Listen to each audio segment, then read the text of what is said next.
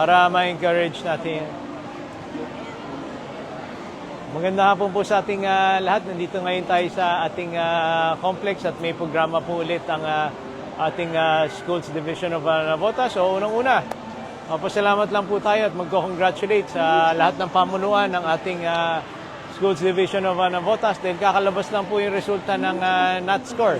At syempre, number 1 lang naman po yung Navotas. Kaya congratulations po sa lahat ng mga opisyal po natin, sa mga principal po natin, sa mga guro po natin, syempre sa mga magulang at lahat ng sumusuporta sa bawat eskwelahan. Pero gaya na sinabi ko po kanina, di lang naman natin gusto magaganda yung scores natin, gusto natin malulusog rin po yung mga kabataang Navoteño. So itong programa po na to, yung Wash in School Wins na programa, may kanya-kanyang programa bawat paaralan. So gusto kasi natin siyempre, maiwasan magkasakit, okay, tamang hygiene, paghuhugas natin, pagsisipilyo, paghiwalay ng mga basura, natututunan yan sa bahay at siyempre, sa paaralan din po. Okay, so sana suportahan natin itong programa po na to dahil gusto natin ma-develop yung good habits ng ating mga kabataan. Ayan, so makikita nyo, bawat school may programa po sila at yun, naanyahan na rin po natin yung mga magulang po natin. Sana lahat ng mga anak po natin ay makapag-register at makapag-first patient encounter doon sa eskwelahan or health centers po natin. Napaka-importante nito dahil gusto nating makita, baka mamaya meron silang karamdaman na hindi natin alam, so maagapang kaagad. Or baka mamaya naman, akala natin hindi nakakapagbasa, yung pala malabo lang po yung mata. Okay, o yung mahina yung tenga, hindi nakakinig ng maayos, o baka may ibang karamdaman. So, pag nagpa-check up po tayo, mararamdaman natin kaagad at maagapan po natin at matutulungan po natin yung ating mga estudyante. Okay, so, yan. Haway kayo, sir. Ayan. Siyempre, si Doc. Ayan po, Doc Mateo. Tinutulungan po tayo. So, gusto natin maging maayos rin lahat ng facilities natin sa school, lalo na yung mga banyo. Okay, at may sapat na tubig. Okay, at syempre, yung habits na, dine-develop natin dito yung tamang habits ng mga kabataan po. Okay, so ikot po tayo sa iba't ibang school. Supervising dentist. Okay. Ayun po yung nagkakaroon na kayo North Main. Okay. Okay, so dito pala yung mataas na grade. Ayan. So tingnan natin, so yung dagat-dagatan. Hello, ma'am. Kaway-kaway kayo dyan. Sa Wash in School program, lahat kami ay kabahagi. Okay. Kailangan malinis nila. Okay. Ang water. Malinis Kanina po medyo nagbabay sa mahalagang utos na hindi mababalik. Tubig na ligtas inumin.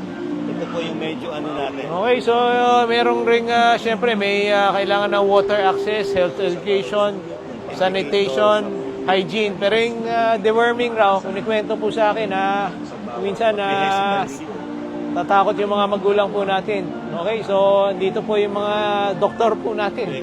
So alam ko maraming marites, maraming chismis, maraming fake news. Pero syempre, pagdating sa kalusugan, kailangan pakinggan natin eksperto. Eksperto dyan, yung doktor po. Okay, so yan, libre po yan. So sana pwede naman kayo mag-research sa YouTube, sa internet, kung ano ba talaga yung ginagawa para deworming. So huwag tayong matakot. Pero para tayo hindi matakot, kailangan pag-aralan natin kung hindi tayo naniniwala. Huwag kayong maniniwala sa mga kwentong barbero. Yan. Okay, mga chismis. Okay? So, ayan po. Okay? Crucial indicators. Ang pagiging malinis ay responsable sa kanilang sarili at gawain. Okay, so gusto rin po natin siyempre sana yung mga magulang natin, suportahan natin yung mga anak natin. Nakikita po natin kuminsan dun sa nutrition rin po nila. Napaka-importante po niyan. Okay, so develop rin natin yung good habits para hindi sila masanay sa mga chicheria, okay, process na pagkain, okay, so kailangan marami naman tayong fresh na seafood isda dito. Ang kanilang self-confidence at dignidad. At yung pagtapon pala ng basura, sana nahiwalay po natin. Sa usapin ng health Okay. and sanitation management, Yan. ay hindi kami pauhuli dyan. Sa pag-aayos ng mga kalat at basura, ay may pasilidad kami na nakalaan. Kaya nga, Mayor, di ba ang mantra natin, healthy learners are better learners. Yan, tama. Kasi gutom ang bata paano siya makaka-absorb Yan, tama yung sinabi ni Doc. Learners are better learners. Healthy learners are better learners. So, kung may sakit tayo, Paano? hindi tayo makapasok sa paaralan, o kahit makapasok tayo, matamlay po tayo.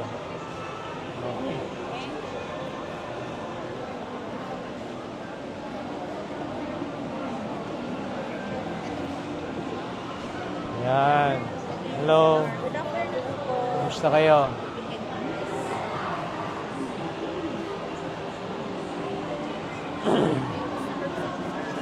Ito po yung isa pong kasama sa Seal of Excellence. Si Ah, okay. Ma'am Tinay po ang kanilang Hello, ma'am. hello, sir. Siya po ang kasama sa Seal of Excellence. Sa NBBN. Okay, congratulations, ma'am. Thank you po, thank you po. Oh, picture mo kami ni Mayor. Picture mo kami, picture ni Mayor, ang ating heart. Thank you po.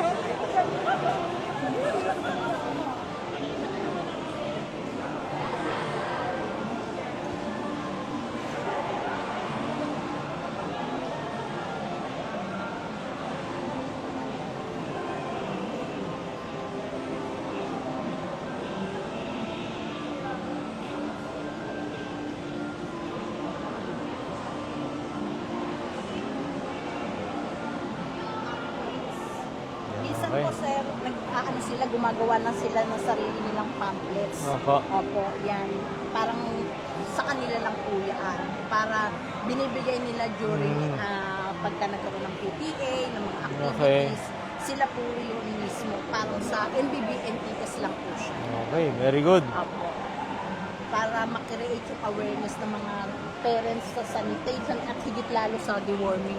Kasi dyan po kami nagpo-problema. Although, yung City Health Office willing talaga nagbibigay si Doc Alman ng mga deworming meds. Kaya lang yung mga parent yung Mayor, talaga 1:50 ang ratio ng toilet seat natin.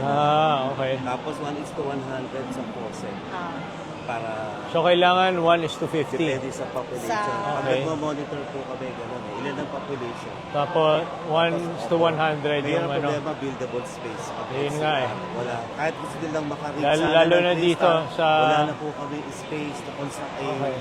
Hindi, at least nasabi nyo, para yung mga bagong lugar, maplano natin na maayos.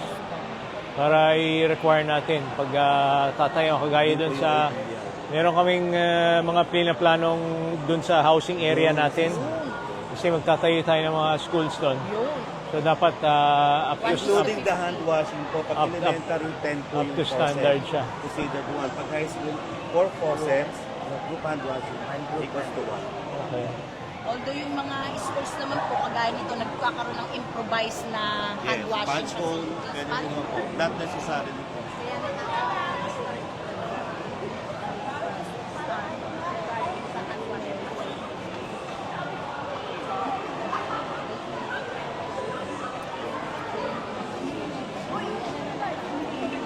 Picture lang po.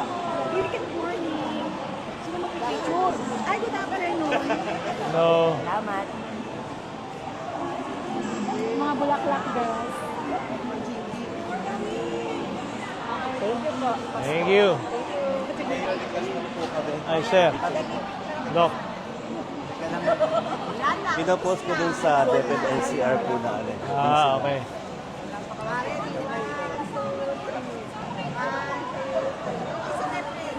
Ganito po. Yan, yun. Representative sa Health Convergence. Ito ba ang nutritionist natin?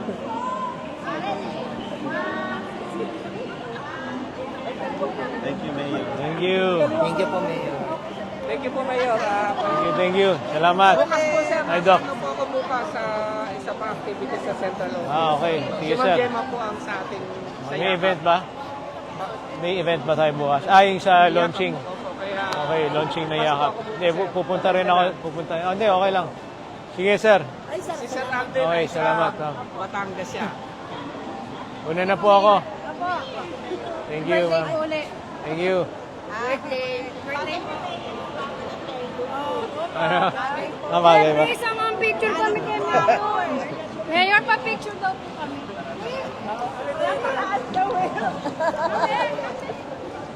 Share tayo.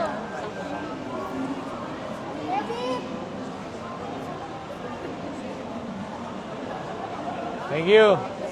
Okay, salamat. Okay, so paalala lang sa ating lahat. So sana suportahan natin yung mga programa natin, lalo nating WINS. Okay, Wash in School na programa po natin. Napaka-importante po nito sa kalusugan ng ating mga anak. Okay, so ingat po tayong lahat. Saya all.